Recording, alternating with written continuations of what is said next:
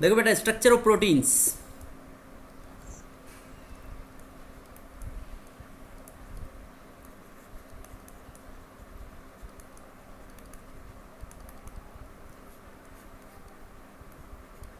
Four different levels के ऊपर study की जाती है इसके प्रोटीन्स के स्ट्रक्चर की।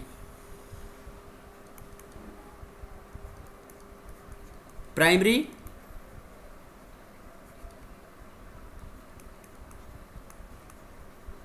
Secondary,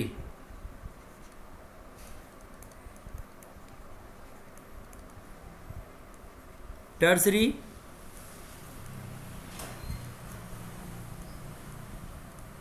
quaternary. Primary, secondary, tertiary, quaternary, yes और नो? Yes sir. अब देखो प्राइमरी स्ट्रक्चर के अंदर पता है क्या है, मतलब एक पॉलीपेप्टाइड की चेन होती है प्राइमरी स्ट्रक्चर के अंदर। फर्स्ट इनको अलग से डाल लेते हैं। First is the primary structure.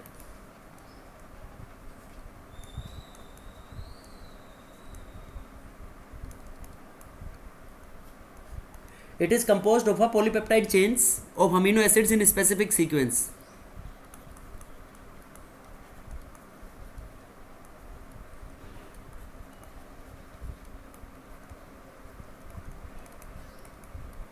Composed of a polypeptide chain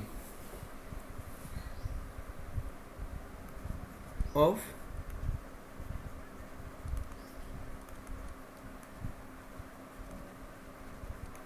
specific sequence of amino acids. इसमें जो अमीनो एसिड्स की सीक्वेंस है बेटा वो बहुत स्पेसिफिक होगी। उसके अंदर मतलब कोई भी चेंज करने से प्रोटीन का स्ट्रक्चर ही बदल जाता है, मतलब प्रोटीन्स बदल जाएंगी।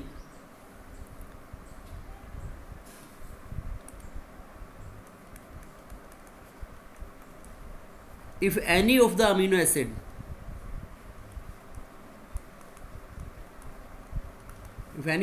acid is changed,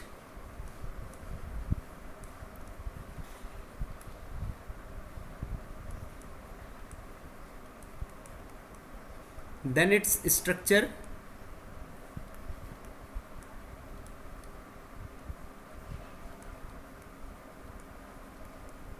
also gets changed, उसका स्ट्रक्चर भी चेंज हो जाएगा बेटा। If any of the sequence of amino acid is changed, then its structure also gets changed, उसका स्ट्रक्चर भी बदल जाएगा। ठीक है बेटा? Yes sir. अरे बोलो। यस जैसे सर। जैसे yes sickle sir. Sickle cell anaemia के अंदर सुना होगा ना, अपना जो नॉर्मल हीमोग्लोबिन होता है ना, यस सर। नॉर्मल हीमोग्लोबिन के अंदर 6 पोजीशन के ऊपर ग्लूटामिन अमीनो एसिड होता है, राइट? ऐसा ही होता है कुछ। Yes sir. Glutamine amino acid. और अगर जब हम ग्लूटामिन अमीनो एसिड की जगह वैलिन आ जाए बेटा, ग्लूटामिन अमीनो एसिड की जगह glutamine amino acid is replaced by valine.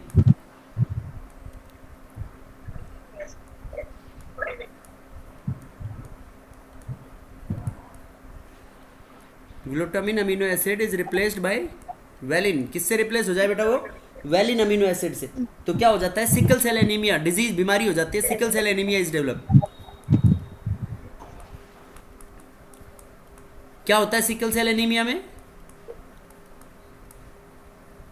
देखो, एनीमिया का मतलब होता है खून की कमी, और सिकल सेल जो आरबीसी होती है, आरबीसी मतलब सिकल सेल टाइप हो जाती है। यस और नो?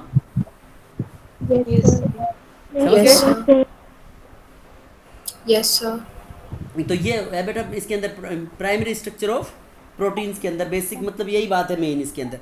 अब देखो, जैसे ये जो अमीनो एसिड्स होते हैं, पॉलीपेप्टाइड जो चेन होती है, उस पॉलीपेप्टाइड चेन के अंदर 2 डिफरेंट एंगल्स होते हैं। वो एक इंडियन फिजिसिस्ट था वैसे तो, उसने डिस्कवर किया था, बायोफिजिसिस्ट था कोई, doctor GN Ramachandran.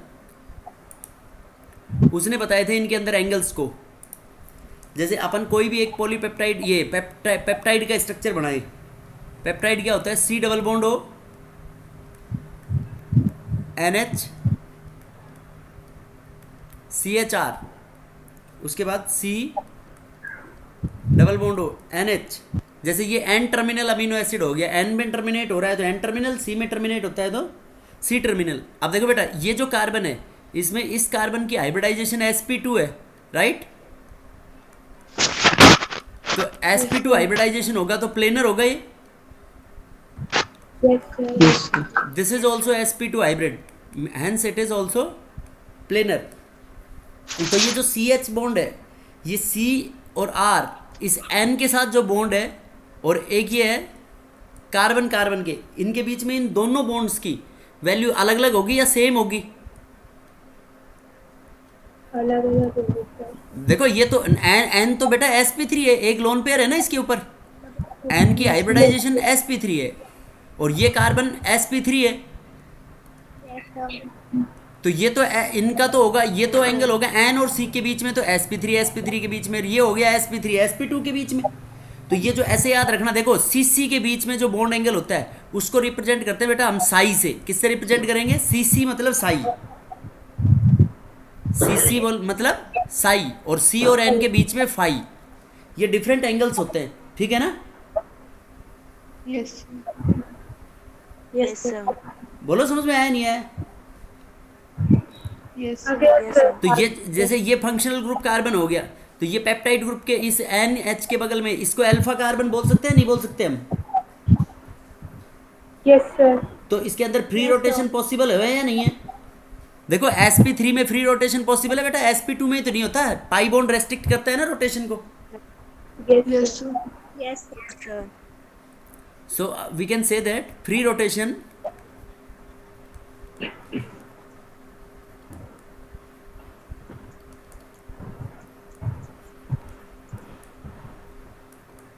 of a peptide chain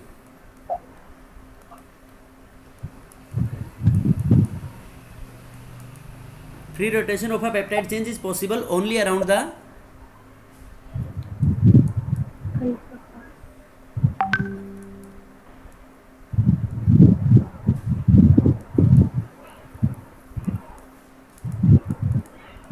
bonds joining amide groups. जो अमाइड ग्रुप को बॉन्ड जोड़ेगा वहां पे फ्री रोटेशन पॉसिबल है बेटा इसके अंदर। तो ये दोनों एंगल्स अलग अलग होंगे या नहीं होंगे? तो मतलब एंगल अलग अलग होंगे तो कन्फॉर्मेशंस अलग अलग आएंगी या नहीं आएंगी? Yes, sir. Yes, sir. Yes, sir. Hence conformation of methane, ये polypeptide chain will be different. Conformational isomers क्या होते हैं?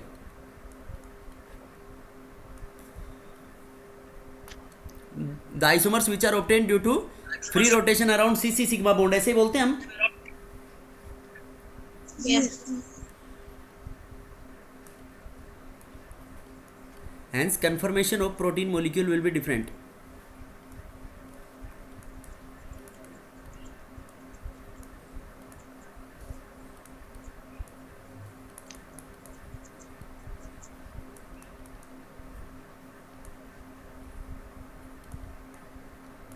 समझ गए बेटा? उसकी कन्फर्मेशन अलग अलग होंगी। और ये जो बॉन्ड एंगल्स किसने डिस्कवर किए थे?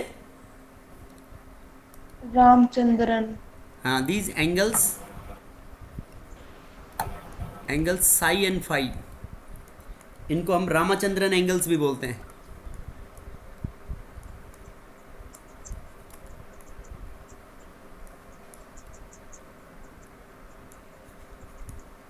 Because they were discovered by doctor GNA Ramachandran, Indian biophysicist था।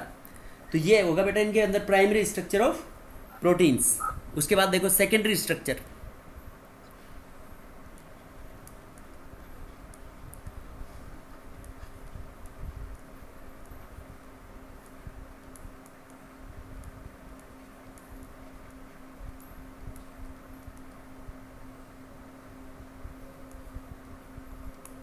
देखो बेटा सेकेंडरी स्ट्रक्चर कैसे होगा? जैसे प्राइमरी स्ट्रक्चर के अंदर जैसे कन्फॉर्मेशंस अलग अलग हैं, उनके अंदर हाइड्रोजन बॉन्डिंग हो जाए प्राइमरी स्ट्रक्चर के अंदर, these are formed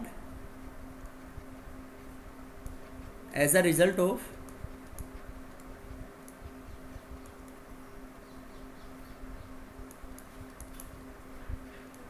H bonding. किसकी वजह से बनेंगे ये?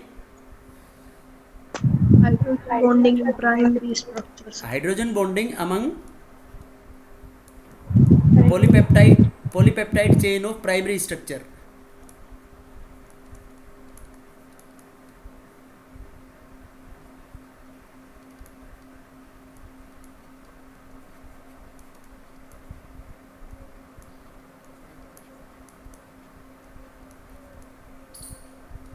प्राइमरी स्ट्रक्चर की पॉलीपेप्टाइड चेन के अंदर चेन से हाइड्रोजन बॉन्डिंग की वजह से बनेंगे बेटा ये।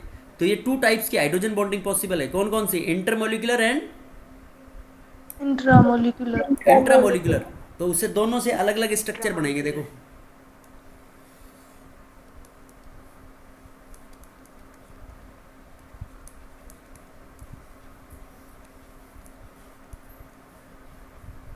इंट्रामोलिकुलर एच बॉन्डिंग,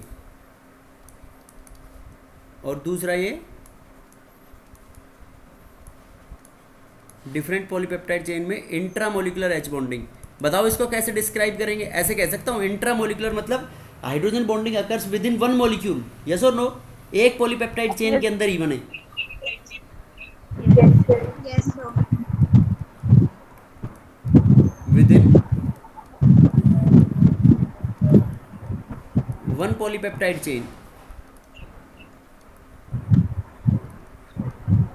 और ये किससे बनेंगे बेटा? Using two poly.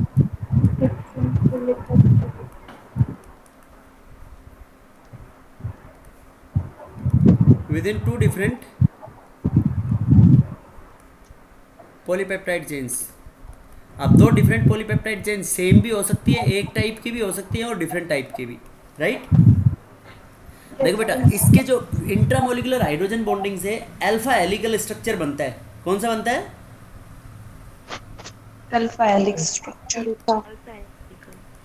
Right handed alpha helix.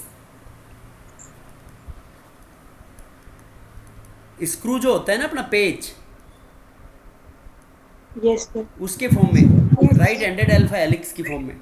देखो कैसे बनाएंगे ये अपन, राइट हैंडेड, यूं यूं घुमाएंगे इसको। तो देखो ये क्लॉकवाइज डायरेक्शन में जा रहा है ना, यूं, देखो यूं, इस तरीके से।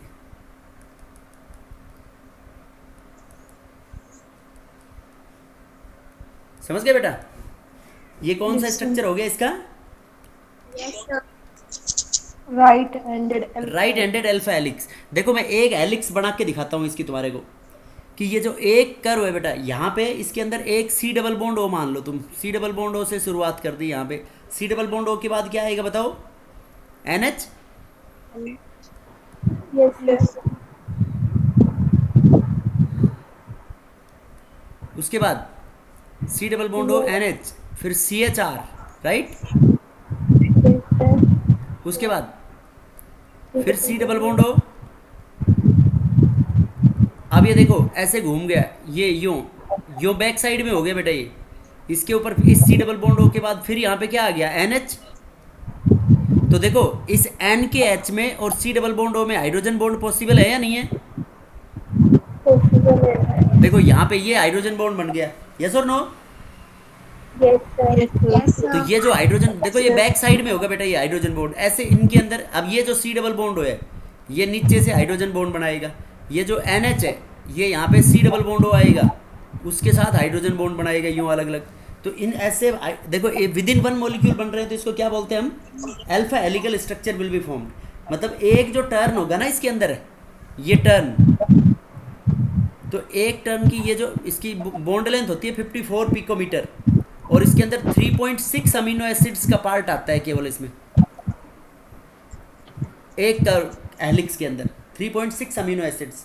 तो 3.6 अमीनो एसिड्स के अंदर टोटल जो मेंबर्स होते हैं, इसको ऐसे भी लिख देते हैं 3.6 13 हेलिक्स।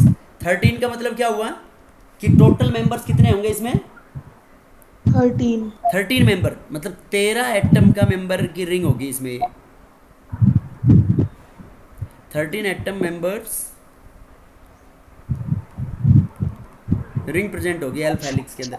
बोलो बेटा समझ में आया नहीं आया? नहीं आया? कैसे आया ये alpha helical structure? Yes sir. और ये 54 पिकोमीटर, जैसे टू हेलिक्स के बीच में गैप होगा ये,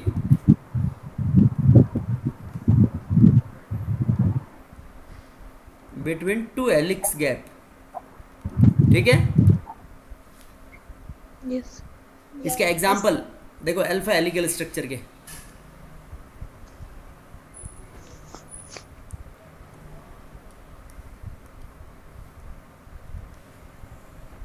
ये अलग है, इनके इसी के एग्जाम्पल्स। कैरेटिन की प्रोटीन्स के अंदर अल्फा कैरेटिन प्रोटीन का स्ट्रक्चर होता है, अल्फा कैरेटिन। ठीक है बेटा, कैरेटिन प्रोटीन्स जानते हो ना कहाँ कहाँ होती है? Yes. Yes, sir. जैसे बालों में होती है, और कहाँ होती है? Nails में नेल्स में, वेरी गुड। और भी और कहाँ होती है? throat में भी होती है, beaks में भी होती है। देखो किसी के बाल घुंघराले होते हैं ना, Yes, sir. तो बाल घुंघराले होते हैं, उनके अंदर पता है क्या होता है?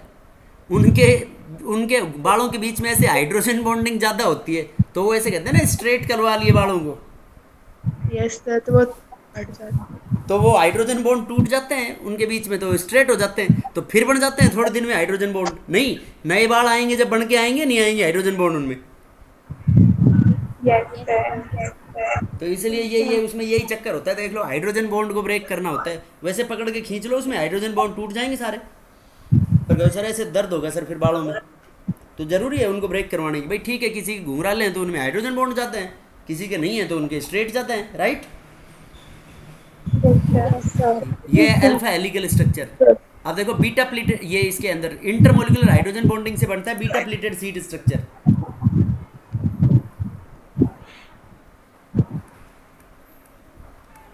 ड्यू टू इंटरमोलिकुलर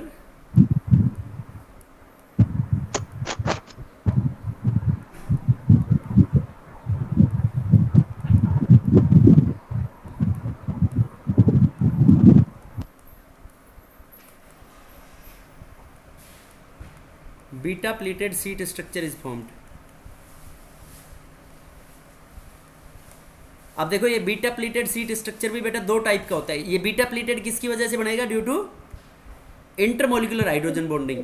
अब देखो इंटरमोलिकुलर हाइड्रोजन बॉन्डिंग इसके अंदर दो तरीके से हो सकती है, बताओ कैसे होगी?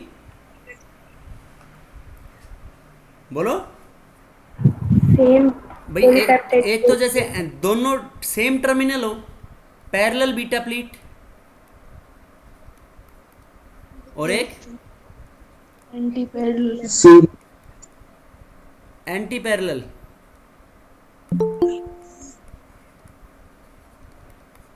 Parallel beta pleat and anti parallel beta pleat. ठीक है बेटा, Yes, sir. बोलो पैरेलल एंड एंटी पैरेलल। अब देखो जैसे सेम टर्मिनल है बेटा, इसमें टर्मिनल का मतलब जैसे जो अमीनो एसिड्स की जो सीक्वेंस है, देखो एक कोई भी बनाना शुरू कर दो पॉलीपेप्टाइड चेन यहाँ से, जैसे ये C डबल बॉन्ड O है, तो मतलब दोनों पॉलीपेप्टाइड चेन सेम डायरेक्शन के अंदर होनी चाहिए तुम्हारी, CHR, राइट? अब CHR के बाद बताओ क्या आएगा? NH, यस और नो? Yes, sir. NH के बाद बोलते जाओ बेटा फटाफट। NH के बाद फिर C double bond O, yes और no? Yes, sir. C double bond O के बाद फिर ये CHR, उसके बाद फिर बोलो NH, राइट? Yes, sir. उसके बाद C डबल बॉन्ड O, फिर उसके बाद CHR, Yes, sir. फिर उसके बाद NH, फिर उसके बाद C डबल बॉन्ड O, फिर उसके बाद CHR, राइट? अब क्या बनाए जाऊंगा बस मैं, बहुत है। देखो ये N में टर्मिनेट हो गया, तो कौन सा टर्मिनल हो गया अमीनो एसिड? ये N टर्मिनल पॉलीपेप्टाइड चेन होगी ना? Yes. Yes, sir. अब देखो दूसरी भी इसके नीचे सेम बना दो बेटा, N टर्मिनल पॉलीपेप्टाइड सेम बना दो इसके नीचे। देखो बताओ कैसे, कहाँ से शुरू करें? C डबल बॉन्ड O से ही करेंगे इसमें भी। Yes, sir. C double bond O, फिर उसके बाद Yes, sir. CHR, NH, right?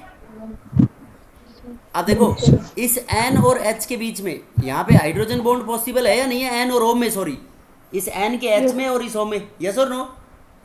Yes, sir. इसके बाद बोलो NH के बाद Yes, sir. C double bond O नीचे की साइड में, उसके बाद next CHR, Yes, sir. NH, sir. C double bond O, right. Yes, sir. अब देखो ये सी डबल बॉन्ड ओ का हाइड्रोजन बॉन्ड पॉसिबल है बेटा इसके साथ, देखो यहाँ Yes, sir. उसके बाद CH4, फिर उसके बाद ये NH, फिर NH के बाद C double bond O, CH4, NH। देखो बेटा दोनों पॉलीपेप्टाइड चेन सेम टर्मिनल में टर्मिनेट हो रही है ना। Yes, sir. तो देखो ये वाला जो H है ये इस ऑक्सीजन के साथ हाइड्रोजन बॉन्ड बना लेगा ऐसे। Yes, sir.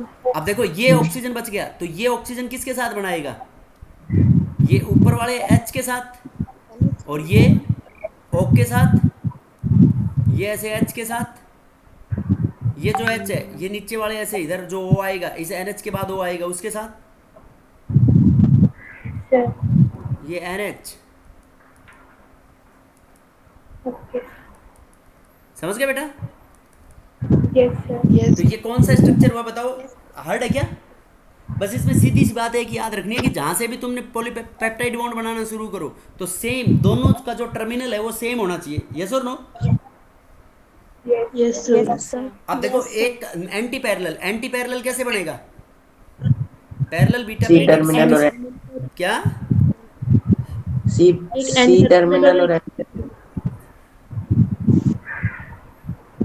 देखो इसके अंदर same terminal polypeptide chains,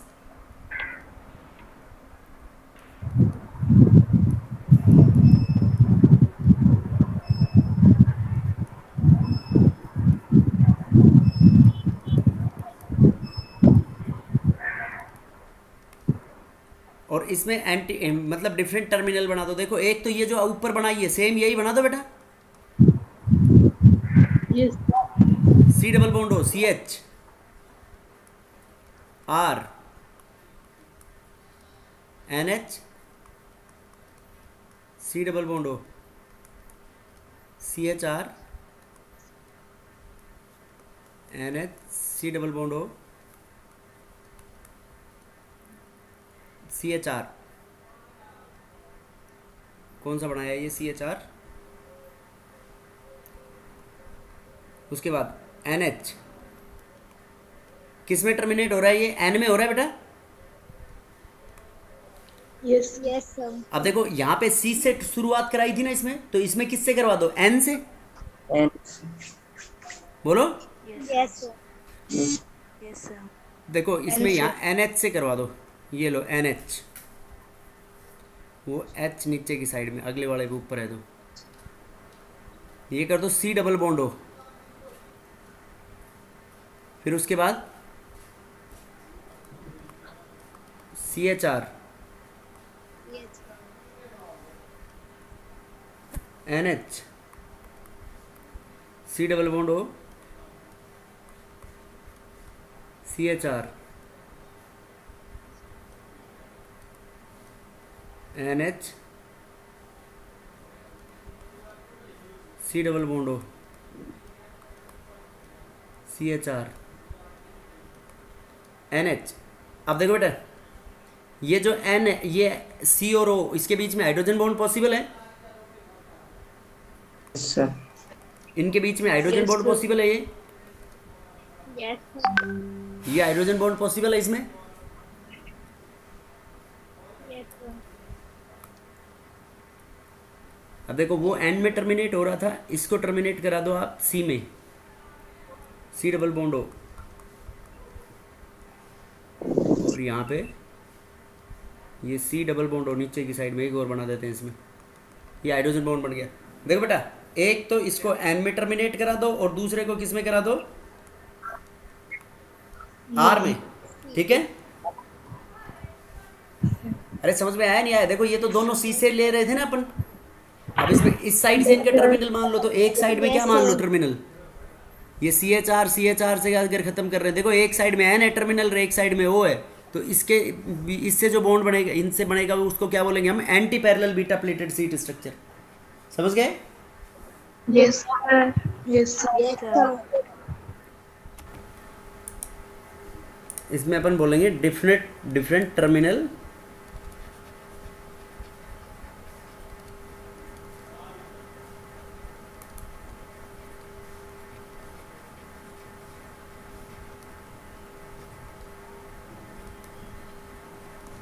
different terminal polypeptide chain, right. बोलो बेटा इसमें कोई, आप देखो इनके एग्जांपल्स बताओ बीटा प्लेटेड सीट स्ट्रक्चर के। देखो जैसे वो अल्फा कैरेटिन था तो इनमें भी बीटा कैरेटिन, तो बीटा कैरेटिन किसका होगा, beta keratin beta pleated seat structure होगा, ठीक है। Yes, sir. बोलो Yes, sir. बीटा कैरेटिन के अंदर parallel beta pleated seat structure होगा और इसके अंदर एग्जांपल फाइब्रोइन, फाइबर्स में फाइब्रोइन के अंदर क्या होता है बेटा, Anti-parallel beta FIBROIN, anti parallel beta pleated seat structure, ठीक है। Yes, sir. सर हीमोग्लोबिन किसमें इंक्लूडेड है? अभी बताएंगे, आगे आएगा।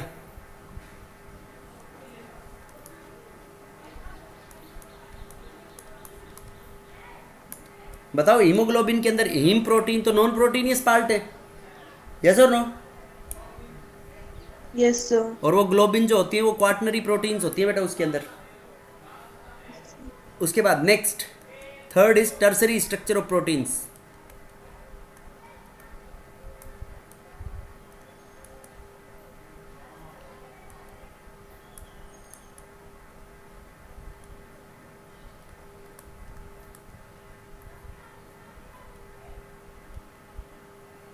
टर्सरी स्ट्रक्चर, देखो बेटा टर्सरी स्ट्रक्चर कैसे बनेंगे, जो जैसे सेकेंडरी स्ट्रक्चर है ना उनके अंदर फर्दर फोल्डिंग करा दो, formed due to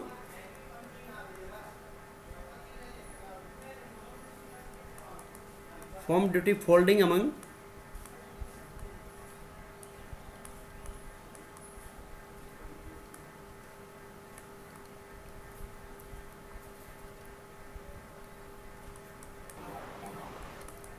due to secondary structure of proteins. देखो बेटा ऐसे हमने बनाया, ये तो लीनियर हो गया, राइट, ये तो प्राइमरी हो गया, फिर इसके अंदर यूँ कोइलिंग करा दी तो कौन सा हो गया, सेकेंडरी। और फिर देखो इसके अंदर फर्दर फोल्डिंग हो जाएगी यूँ, तो ये कौन सा बन जाएगा, टर्सरी। और फिर बहुत सारियों के अंदर यूँ हो जाए फर्दर फोल्डिंग डी फोल्डिंग, तो ये कौन सा बन गया, क्वाटरनरी स्ट्रक्चर। तो देखो टर्सरी का स्ट्रक्चर तो बना नहीं पाएंगे, इस टर्सरी स्ट्रक्चर को फोल्डिंग और डी फोल्डिंग से इससे जो स्ट्रक्चर बनेगा 3 डायमेंशन के अंदर, क्योंकि ये किस में होगा, 3D में होगा ना ऐसा टर्सरी स्ट्रक्चर। Yes sir. तो 3D के अंदर होगा, तो इसके अंदर इन प्रोटीन्स को अपन दो कल हमने डिफरेंस पढ़ाई था इनमें ऑलरेडी। टर्सरी के अंदर 2 टाइप्स की होंगी ये, कि फोल्डिंग किस तरीके से होती है, एक तो फाइब्रस और दूसरी ग्लोबुलर। डिस्कस की थी ना बेटा इनको अलग अलग। Yes, sir. Yes sir. उसके बाद next quaternary structure.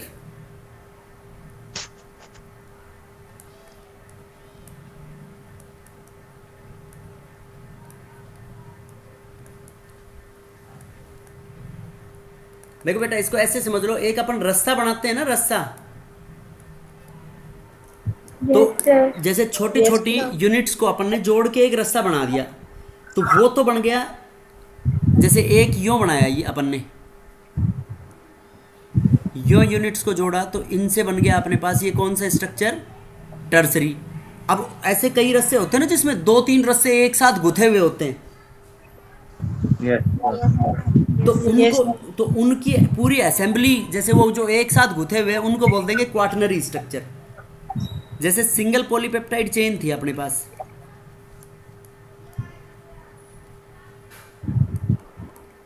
Single polypeptide chain से अल्फा हेलिकल और फिर उनसे 2 अलग अलग से बीटा हेलिकल बनाया ना। Yes, sir. ये तो देखो एक होगी सिंगल पॉलीपेप्टाइड चेन। अब उसके बाद देखो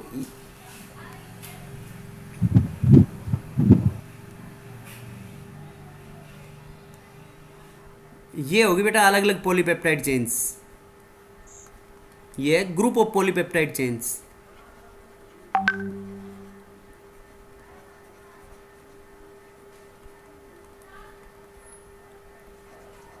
तो ये जो ग्रुप ऑफ पॉलीपेप्टाइड चेन्स जो होती है इनको बोलते हैं हम सब यूनिट्स, सब यूनिट्स और प्रोटोमर्स।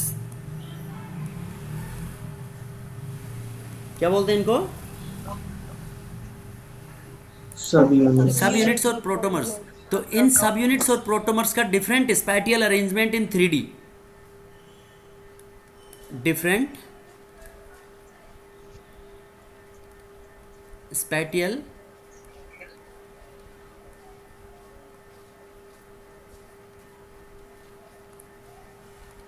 अरेंजमेंट ऑफ सब यूनिट्स और प्रोटोमर्स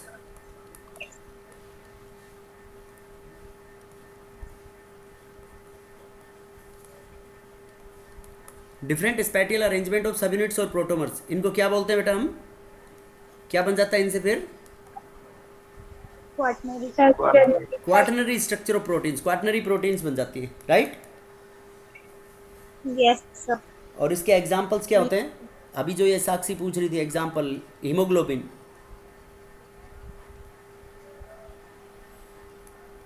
कल हीमोग्लोबिन को हमने दूसरी कैटेगरी में भी पढ़ा था ना, on the basis of products yielded on hydrolysis, yes sir. Yes. Conjugated proteins के अंदर कि अल्फा, उसमें हीम प्रोटीन तो नॉन प्रोटीनियस पार्ट होता है, ग्लोबिन ये प्रोटीनियस पार्ट होता है, यस और नो?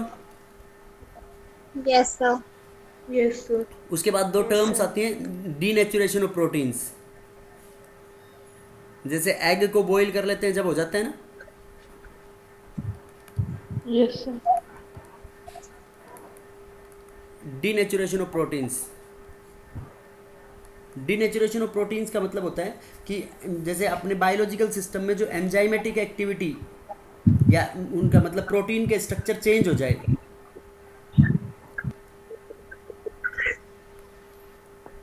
जैसे टर्म यूज करते हैं ना, all proteins are, all enzymes are proteins, बोलते हैं नहीं बोलते?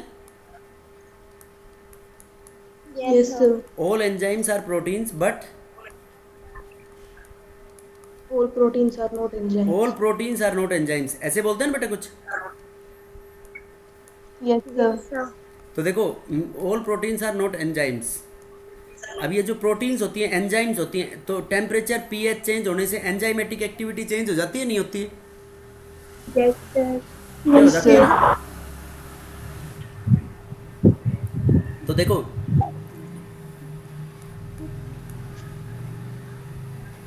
सेकेंडरी और टर्सरी स्ट्रक्चर ऑफ प्रोटीन्स की हीटिंग होने से इनका स्ट्रक्चर बदल जाता है बेटा। क्या होता है? Structure बदल जाता है. सेकेंडरी, टर्सरी और क्वाटनरी। यहाँ पे अपन पीएच चेंज कर दें और टेम्परेचर चेंज कर दें, तो ड्यू टू डिफॉर्मेशंस या due to destruction in there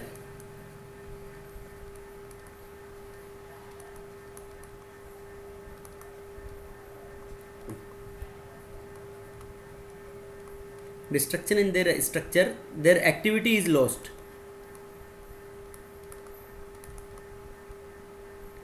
structure में डिस्ट्रक्शन की वजह से एक्टिविटी लॉस्ट हो जाती है बेटा इनकी, तो उसको क्या बोलेंगे हम? Denaturation of proteins. समझ गए?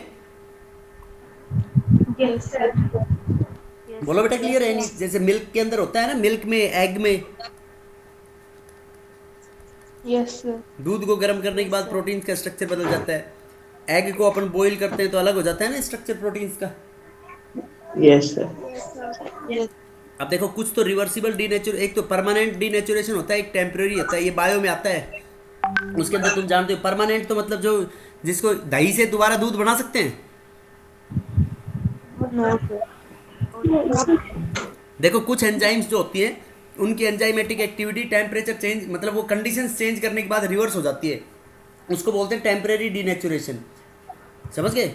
और जिनकी चेंज नहीं हो सकती दोबारा से, उसको क्या बोलते हैं? Permanent.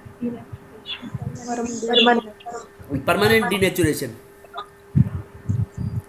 जैसे एग बॉईल हो जाता है तो एग बॉईल होने के बाद दोबारा से हो सकते हैं वो प्रोटीन्स वैसे ही उसी फॉर्म में?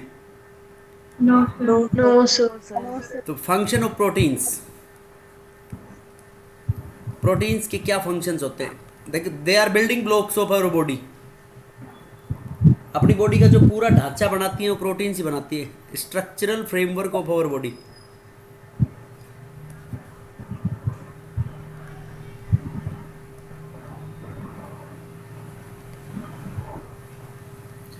एंजाइम्स, एंजाइम्स होती है प्रोटीन्स जो बहुत सारी बायोलॉजिकल एक्टिविटीज को परफॉर्म करती है।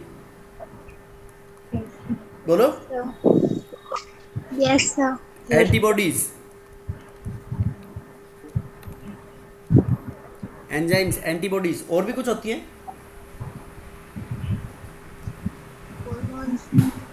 ट्रांसपोर्ट में भी काम आती है ना। Yes, sir. Yes, sir.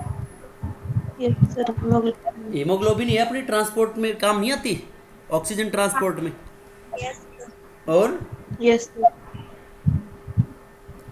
अपनी डिफरेंट बायोलॉजिकल एक्टिविटीज़ को भी परफॉर्म करती है, मतलब डिफरेंट, जैसे वो अपन पढ़ते हैं, क्या नाम है, ग्लाइकोलिसिस, सेल साइकिल, ये पढ़ी होंगी ना, क्रैब साइकिल, इनमें एंजाइम्स होती है बहुत सारी।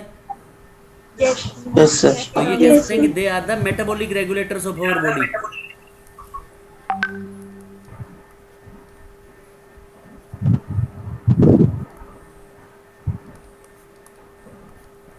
This is all about proteins.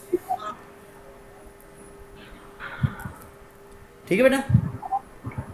yes, sir. Yes. Yes, sir. अब देखो प्रोटीन्स के अंदर थोड़ा बहुत एंजाइम्स के बारे में डिस्कस करेंगे अपन। एंजाइम्स, देखो बहुत सारी एंजाइम्स तो तुम जानते होगे, बताओ एंजाइम्स के अंदर क्या क्या, कौन कौन सी एंजाइम्स होती हैं? इन्वर्ट, ये वैसे अपन पढ़ चुके हैं एंजाइम्स के बारे में, उसमें पढ़ा था ना सरफेस केमिस्ट्री के अंदर। Yes, sir. Yes.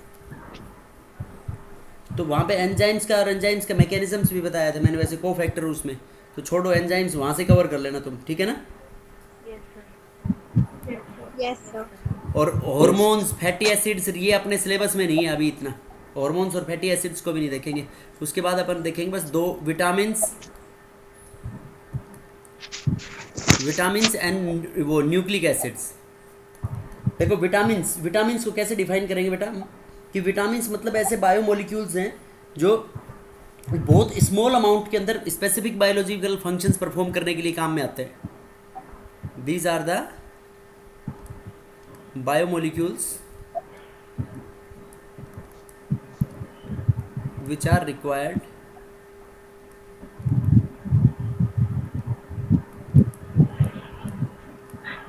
in small amounts to perform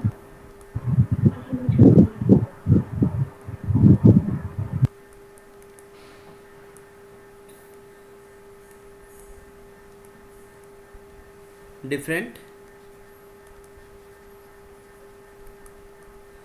biological functions.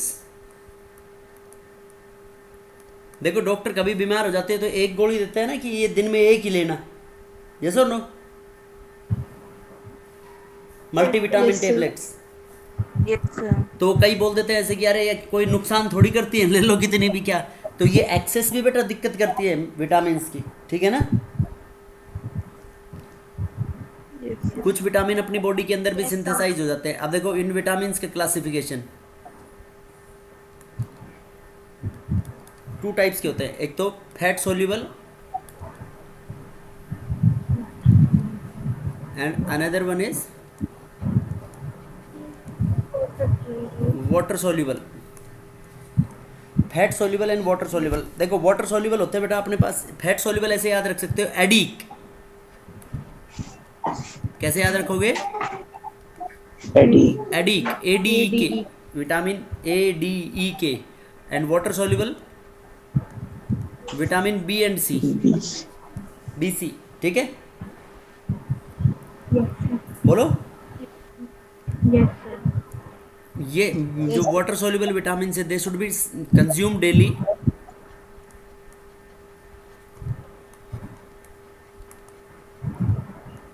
they should be consumed daily with diet।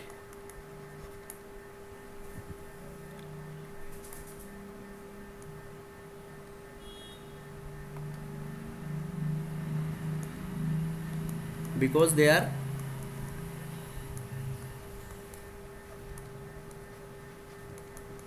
Excreted out in urine, ये यूरिन के अंदर एक्सक्रीट आउट हो जाता है बेटा, इसलिए इनको डेली कंजप्शन ज़रूरी है। और जो फैट सोल्यूबल विटामिन है ये अपने अंदर फैट सोल्यूबल लीवर में, या these are stored in liver and adipose tissues.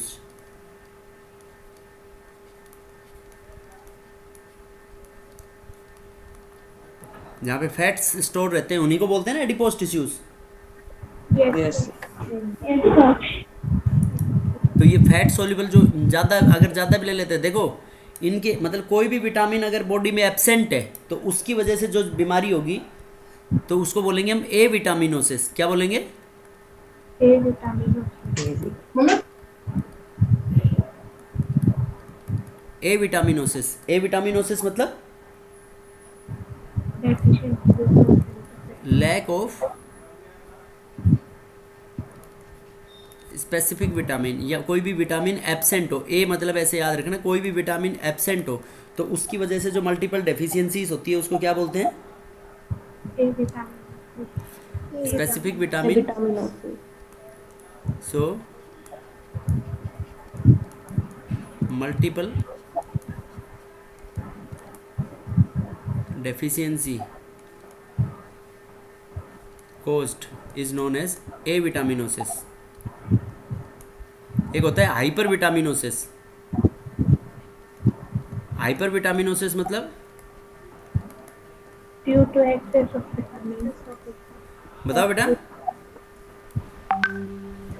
Excess intake of vitamin. Excess of vitamin. Vitamin.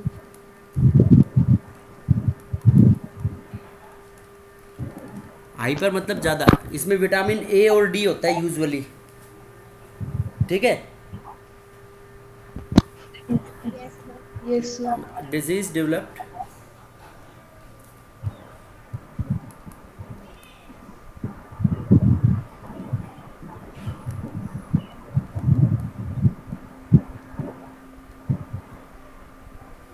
disease developed due to excess of vitamin।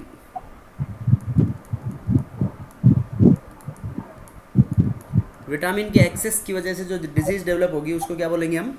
A hyper vitaminosis. ये usually ए और D की वजह से होती है। अब देखो इनके एग्जांपल्स, जैसे विटामिन ए। विटामिन ए के साइंटिफिक नेम क्या होता है? Retinol. रेटिनोल।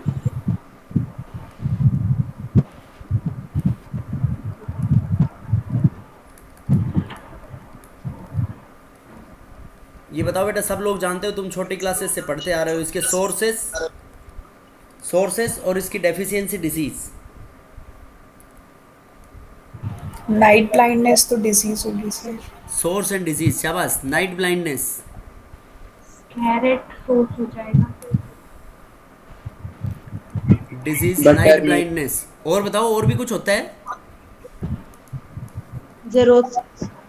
जीरोफ्थाल्मिया, जो आंख का कोर्निया होता है वो हाई हो जाता है। वो भी होता है.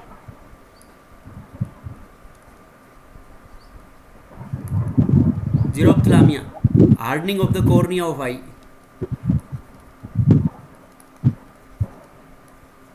सोर्सेस बताओ इसके।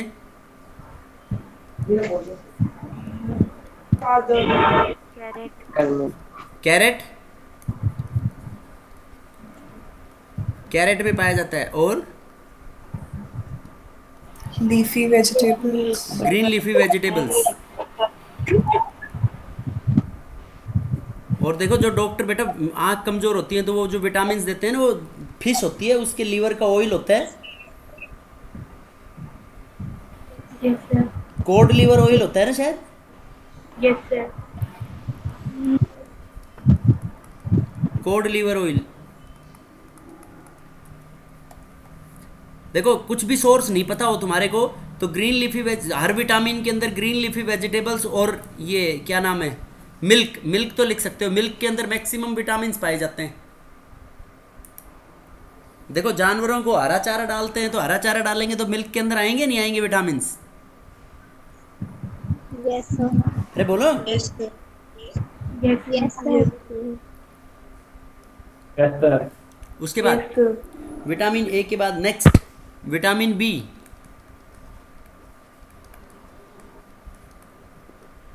विटामिन बी के अलग अलग टाइप्स हैं।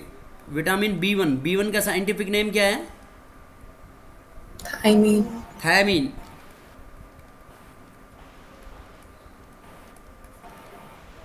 बताओ इससे क्या होगा बेटा, इसकी डेफिशिएंसी से?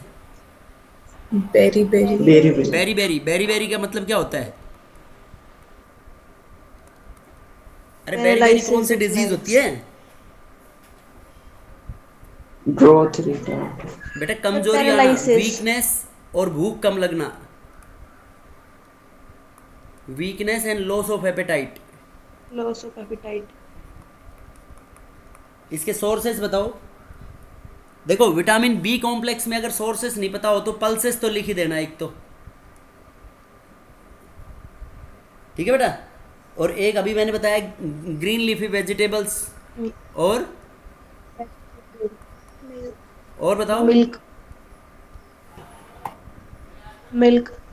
मिल्क।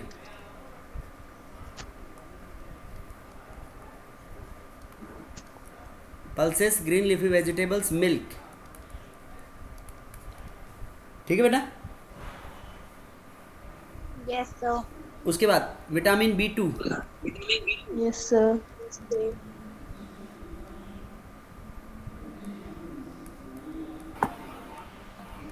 B2 बताओ, B2 क्या होता है? Riboflavin. शाबाश, राइबोफ्लाविन। इसकी डेफिशिएंसी से क्या होता है? किलियोसिस। Yes, sir. किलियोसिस क्या होता है बेटा? क्या बीमारी होती है ये? देखो मुंह से Cracks रिलेटेड हो होती है जाते हैं मेनली। lips और क्या?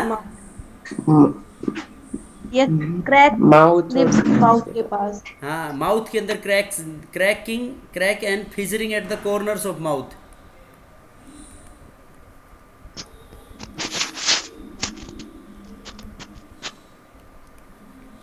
सोर्सेस बताओ इसके।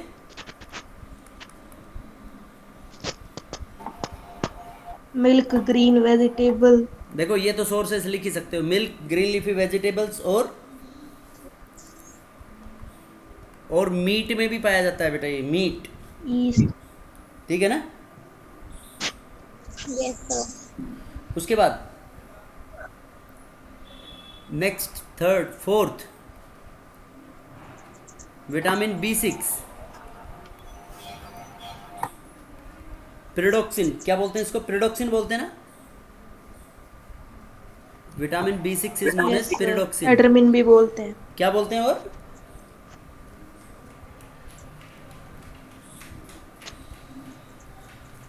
एड्रमिन। बेटा एड्रमिन पता नहीं, अब बायो वाले बच्चे हो तुम, और ज़्यादा जानते होगे। पिरिडोक्सिन तो बोलते हैं, डॉक्सिम लिखा गया है, पिरिडोक्सिन। व्हाइट बोर्ड हैंग हो रहा है आज थोड़ा सा।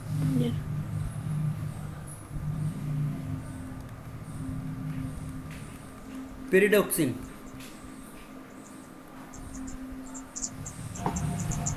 इसके सोर्सेस बताओ बेटा। वही सारे सोर्सेस तो लिख सकते हो, यस और नो? Yes, sir. मीट और सीरियल्स भी बोल सकते हैं इसमें।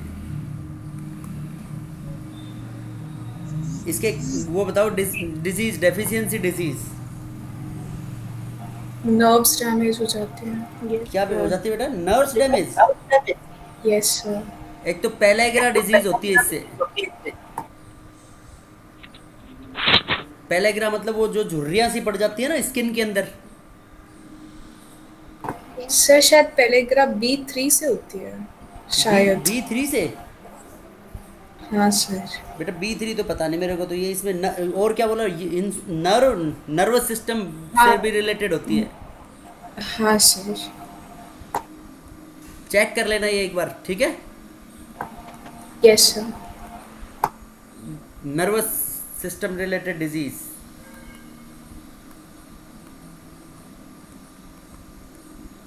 तो पहला ग्राइसी से ही होती है, तीसरी। पेलेग्रा B6 से होती है।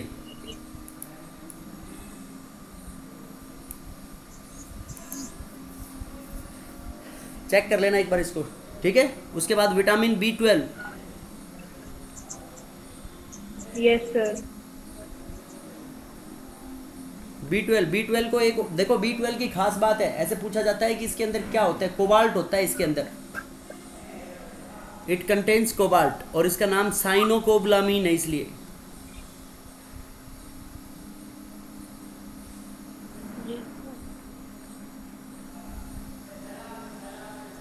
साइनोकोबलामीन क्या बोलते हैं बेटा इसको हम,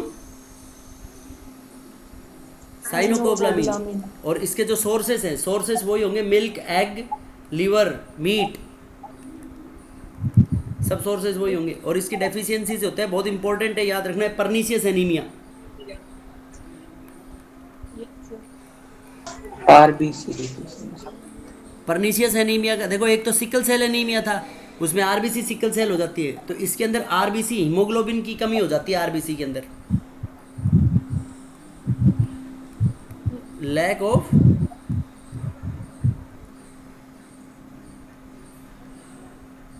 haemoglobin, RBC in hemoglobin. Lack of haemoglobin in RBC, मतलब उसकी ऑक्सीजन कैरिंग कैपेसिटी कम हो जाएगी ना। Yes sir. Yes. Yes, sir. नहीं, उल्टा बोल दिया मैंने, lack of RBC in haemoglobin,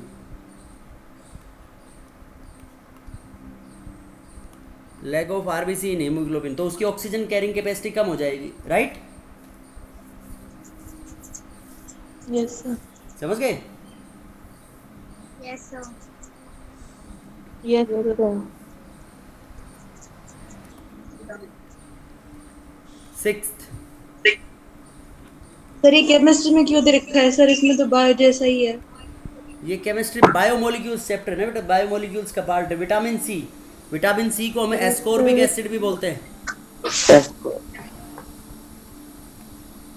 देखो इसके सोर्सेस बहुत आसान है, ऑल सिट्रस Citric. फ्रूट्स, सभी खट्टे फलों में होते हैं ना ये। Yes, sir. Yes, sir. इसकी डेफिशिएंसी से क्या हो जाता है, Scurvy. Scurvy, very good. Scurvy का मतलब Teeth lose हो जाते हैं. मीटिंग। मसूड़ों में Bleeding सूजन होगा। आना, मसूड़ों में सूजन आना, और वो ब्लीडिंग होना, गम्स के अंदर मसूड़े फूल जाना, स्कर्वी। और पायरिया भी होता है इससे, स्कर्वी एंड पायरिया, मसूड़ों में ब्लीडिंग आने को। उसके बाद नेक्स्ट,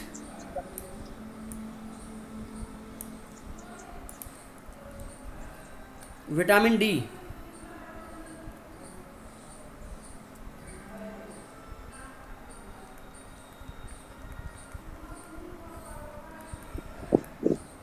विटामिन डी की डेफिशिएंसीज क्या होता है बेटा, इसका नाम क्या है, साइंटिफिक नेम, Calciferol. कैल्सीफेरोल।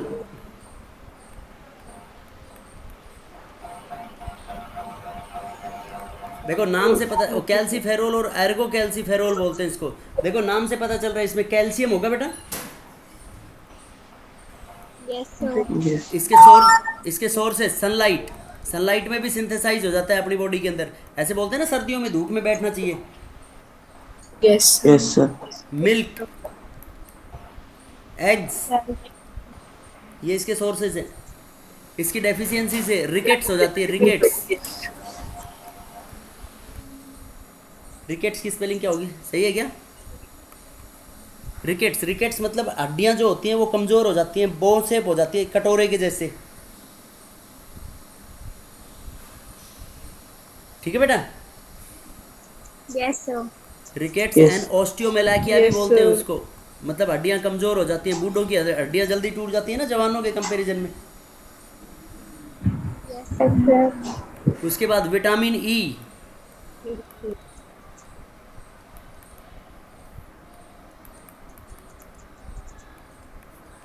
बताओ विटामिन ई को क्या बोलते हैं हम, टोकोफेरोल। Ferrol. टोकोफेरोल क्या काम आता है ये, देखो मस्कुलर वीकनेस,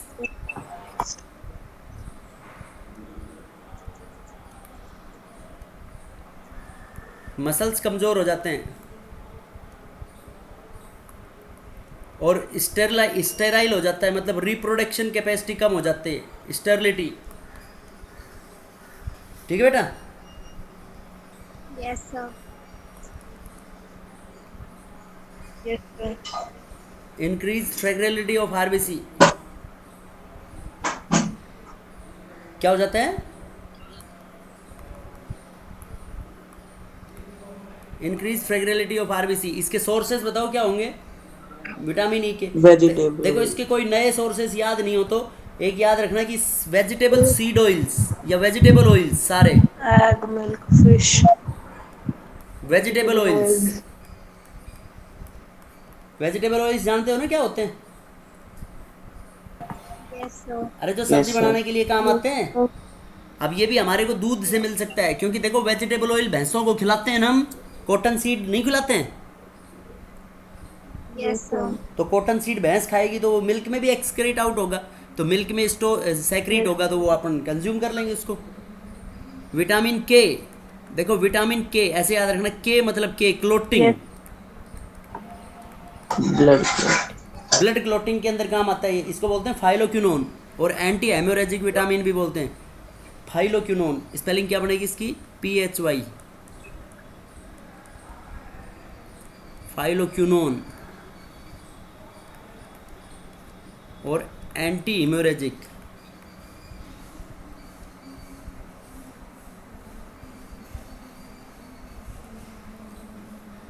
इसके सोर्सेस विटामिन के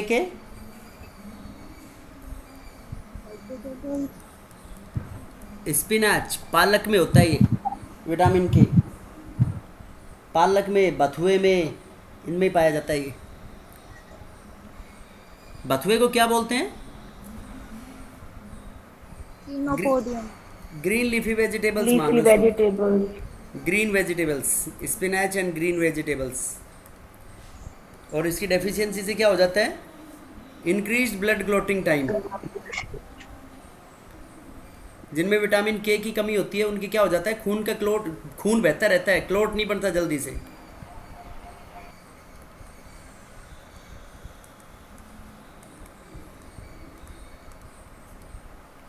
ये बच्चे का जन्म होता है जब सबसे पहले उसके विटामिन के का इंजेक्शन लगता है, विटामिन के और BCG का। क्यों लगता है विटामिन के का?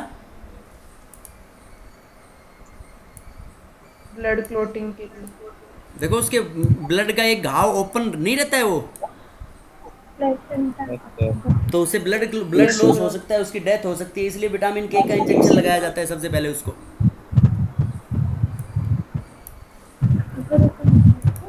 Next, biotin. बायोटिन सुना है क्या? विटामिन H को बोलते हैं बेटा बायोटिन। ये ना तो फैट सोल्यूबल होता है ना ही water soluble. This is neither fat nor water soluble.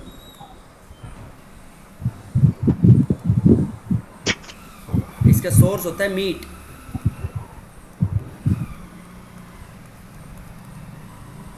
Meet में, मिल्क में, ईस्ट में पाया जाता है। इसकी डेफिशिएंसी से होती है D3 disease, dermatitis.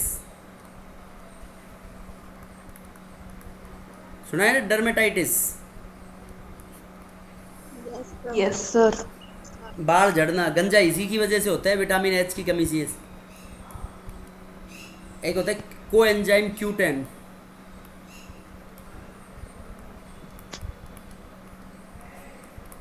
Coenzyme Q10 किस में होता है? ये क्लोरोप्लास्ट और माइटोकॉन्ड्रिया में होता है। अपनी बॉडी में होता है क्या chloroplast? No sir. Chloroplast plants में होता है, और अपनी बॉडी में क्या होता है? माइटोकॉन्ड्रिया। माइटोकॉन्ड्रिया को पावर हाउस बोलते हैं ना हम। Yes sir. Yes, sir. Yes, sir. इससे मतलब इम्यूनिटी लेस इम्यूनिटी हो जाती है, तो ये माइटोकॉन्ड्रिया ये खाया करो, फिर कोरोना से बच जाओगे। Immunity loss. तुलसी के क्लोरोप्लास्ट में बहुत ज़्यादा होता है, तुलसी में क्लोरोप्लास्ट, तो तुलसी खाया करो खूब, तो इम्यूनिटी स्ट्रॉन्ग हो जाएगी। This is all about vitamins. ठीक है बेटा? Yes sir.